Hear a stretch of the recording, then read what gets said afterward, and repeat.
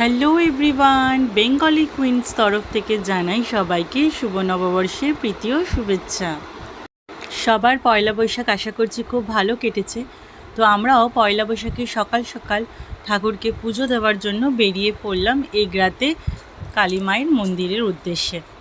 সকাল সকাল স্নান সেরে ঘরের ঠাকুরকে পুজো দেওয়ার পর টোটো দাদা চলে এসেছিল। টোটো দাদা এসে 8টা নাগাদ আমরা প্রায় বেরিয়ে পড়েছিলাম। রাস্তায় যেতে যেতে দেখি ধান একদম পেকে গিয়ে পুরো সোনালি কালার, দেখতে কিন্তু দারুণ লাগছে। সব কিছু দেখতে দেখতে আমরা পৌঁছে গেলাম একদম মায়ের মন্দিরের সামনে। মায়ের মন্দিরের সামনে গিয়ে দেখি বিশাল ভিড়, আর এখানে প্রচুর মালা মিষ্টির দোকান সব কিছু রয়েছে। তো এখানে ভালো করে হাত মুখ ধুয়ে তারপরে মন্দিরের ভেতরে যাব। মন্দিরের সামনেটায় গিয়ে দেখি এতটা লাইন, তারপরে ভেতরে কিভাবে ঢুকবো জানি না। তো মন্দিরের বাইরেটা আপনাদের একটু দেখিয়ে দিচ্ছি। এই হচ্ছে মন্দিরের গেট, আর সেই হচ্ছে চূড়া।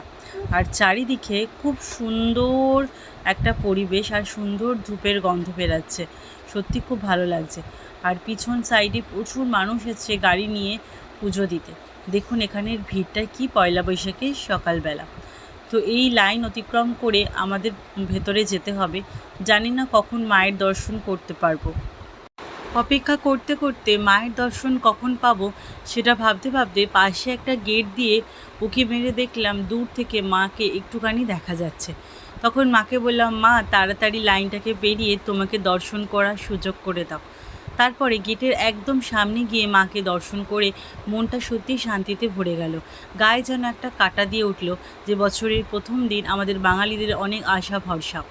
তো চলো দেখতে দেখতেই মন্দিরের ভেতরে অনেক কষ্ট করে ঢুকলাম, অনেক ভিড় অতিক্রম করে ঢুকলাম। এখানে পুরোহিত মশাই পুজো দেওয়ার জন্য জোগাড়যন্ত্র করছেন। আমরা সব যাবতীয় ফল মূল যা কিছু নিয়ে মাকে সবাই যে যার মতো দিয়ে দিচ্ছে। তারপরেই শুরু হবে পুষ্পাঞ্জলি।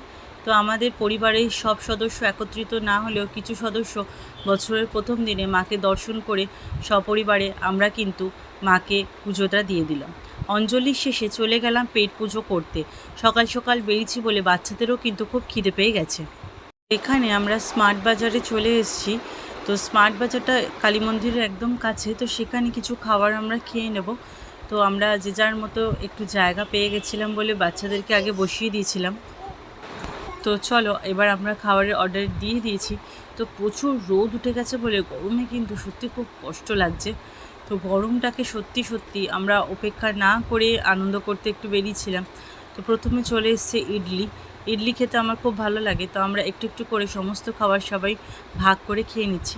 তবে একটা জিনিস বলবো, ইডলির যে সাম্বারটা ছিল সেটা কিন্তু এখানকার খুব অসাধারণ। তারপরে বাচ্চাদের জন্য চলে এসেছিলো ছোলে ভাটুরেটাও কিন্তু খুব টেস্টি, কিন্তু খাইনি, নিরামিষ ছিল না বলে এটা।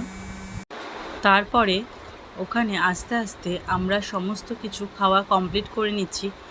দিতেই আমরা অর্ডার দিয়েছিলাম এখানে দই বড়াটা সুন্দর খেতে বলে একটুখানি টেস্ট করে নিলাম। এখানে বাচ্চারা সুন্দর করে খেলছে। তো আমরা বললাম গরমে বাইরে না দাঁড়িয়ে একটু ভেতর থেকে ঘুরে আসি। তো ভেতরে স্মার্ট বাজারে গেলাম, গিয়ে একটুখানি জল কিনলাম, জল খেলাম। আর গরমে একটু ঠান্ডা ঠান্ডা আইসক্রিম খেতে ইচ্ছা করছিল। আজকে কিন্তু আমরা দুই যা মিলে একই রকম কিন্তু শাড়ি পরেছি। আইসক্রিমটা আমরা কিনে নিলাম। আইসক্রিমটা কিনে নিয়ে খেতে খেতে কিন্তু এবার আমরা বাড়ি যাব। তো আজকের ভিডিওটা আমাদের এইটুকু। তো সবার যদি ভালো লেগে থাকে অবশ্যই কমেন্টস করবেন, লাইক করবেন, শেয়ার করবেন, আর সাবস্ক্রাইব করতে কিন্তু একদমই ভুলবেন না। বাই।